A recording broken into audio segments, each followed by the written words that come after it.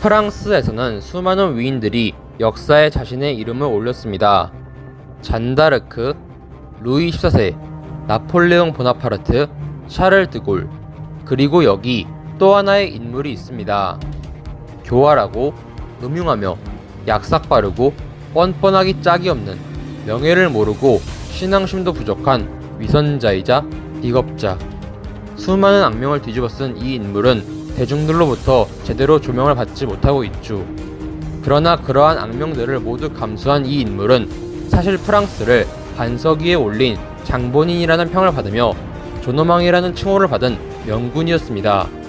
필리프 오기스트, 다른 이름은 필리프 2세. 지금부터 그에 대한 이야기를 시작하겠습니다. 필리프 2세가 태어나던 날 프랑스 파리는 환호로 가득 찼다고 전해지며 프랑스 파리의 신민들은 이렇게 외쳤다고 전해집니다.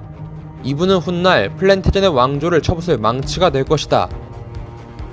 플랜테젠의 왕조, 당대 잉글랜드를 지배하고 프랑스 지역 곳곳을 영지로 보유하고 있던 앙주 제국을 다스리는 왕조의 이름. 그렇게 태어날 때부터 그는 분열된 프랑스를 통일하고 앙주 제국을 분쇄하라는 무거운 숙명을 짊어지게 됩니다. 15살의 나이에 국왕으로 등극했던 필리프 2세는 일찍부터 현실을 깨달았습니다.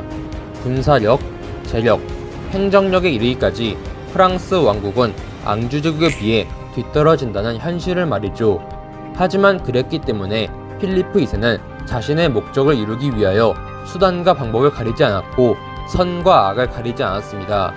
그는 자신의 힘을 키우기 위하여 자신의 친척과 장인을 포함한 다수의 프랑스 내부 영주들과 동맹하고 견제하고 배신하길 반복하여 영지를 늘려나갔으며 유대인들의 재산을 착취해 재정을 충당하는 행동을 취했습니다. 제국을 무너뜨리는 가장 확실한 방법은 내부에서부터 무너뜨리는 것이다.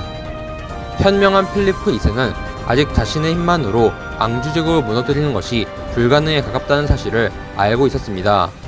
하지만 앙주 제국에게는 왕실 내부의 불화라는 치명적인 약점을 지녔다는 것 역시도 알고 있었죠. 앙주 제국을 무너뜨리기 위해 필리프 2세는 잉글랜드의 국왕 헨리 2세와 그의 4아들의 관계를 이간질시키고 분열하도록 만들었습니다. 이로 인하여 헨리 2세는 자신의 아들 리처드와 존의 배신으로 몰락하였죠. 물론 앙주 제국은 곧바로 몰락하지 않았습니다. 사자시망 리처드 1세의 깃발 아래 다시금 결집된 앙주 제국은 필리프 2세에게 여전히 크나큰 위협이었죠. 이에 필리프 2세는 표면적으로는 리처드 1세와 동맹을 맺었지만 뒤로는 은밀하게 리처드 1세를 배신할 기회를 엿보았고 마침내 제3차 십자군 전쟁이 진행되던 와중에 리처드 1세를 배신합니다.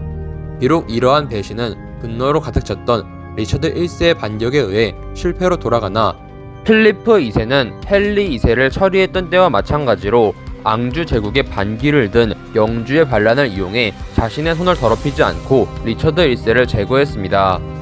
헨리 2세와 리처드 1세를 연이어 차도살인했던 필리프 2세는 마침내 때가 왔음을 직감했고 대대적으로 군사를 일으켜 잉글랜드의 존왕을 도발하여 전쟁을 일으킵니다. 필리프 2세의 공세는 성공적이었습니다. 하지만 많은 영토를 잃은 존왕은 필리프 2세에게 굴복하지 않았죠. 그는 개인적으로도 정치적으로도 필리프 2세와 악연이 깊었던 신성 로마 제국의 황제 오토 4세와 동맹을 맺어 필리프 2세에 대항하였고 이로 인하여 프랑스는 앙주 제국과 신성 로마 제국을 상대로 양면 전쟁을 치르게 되었죠. 필리프 2세는 담 해전에서 잉글랜드와 플랑드르 연합군에게 패배하여 위기를 맞기도 하나 이윽고 로슈 오무안 공방전에서 존왕의 잉글랜드 군을 격파하며 전세를 뒤집고 부빈에서 오토 4세의 신성로마 제국군을 맞이합니다. 부빈에서 필리프 2세 프랑스군이 오토 4세의 신성로마 제국군과 마주한 날은 일요일. 기독교가 유럽 사람들의 사상을 지배하고 있던 시절 일요일에 전투를 벌이는 것은 금기였던 상황. 필리프 2세는 신앙심이 깊은 인물은 아니었으나 기독교 정신을 이용해 명분과 진리를 취하는 법을 알고 있었습니다. 필리프 2세는 전투 없이 부빈의 요충지를 점거한 후에 신성로마 제국군을 도발하여 선제 공격을 유도했고 이에 오토 4세의 신성로마 제국군이 넘어가자 그들을 격파함으로써 잉글랜드와 신성 로마 제국의 연합군을 물리치고 전쟁을 승리로 마무리 짓습니다. 전쟁은 프랑스와 잉글랜드, 신성 로마 제국의 운명을 송두리째 뒤집었습니다. 전쟁의 승자가 된 필리프 2세의 프랑스는 강력한 중앙집권 국가로 발돋움하면서 명실상부 당대 유럽의 최강국으로 우뚝 서게 되었으며, 반대로 전쟁의 패자였던 조낭의 잉글랜드는 신하들이 마그나 카르타라는 대연장을 요구하여 왕권이 추락하면서 의회 정치의 밑바탕이 깔리게 됩니다. 마지막으로 신성로마 제국의 경우는 황제였던 오토 4세가 교황의 파문과 전쟁의 패배로 인해 입지가 약화된 끝에 정적이었던 프리드리히 2세를 상대로 벌인 권력 암투를 패배하면서 황위에서 물러나게 됩니다. 앞선 설명을 보면 필리프 2세는 외치에서만 족적을 남긴 인물로 비춰질 수도 있으나, 사실 필리프 2세의 진가는 내치에서 드러납니다. 유럽의 질서를 새로이 개편한 필리프 2세의 치세하에 프랑스의 내정은 눈부시게 발전했죠.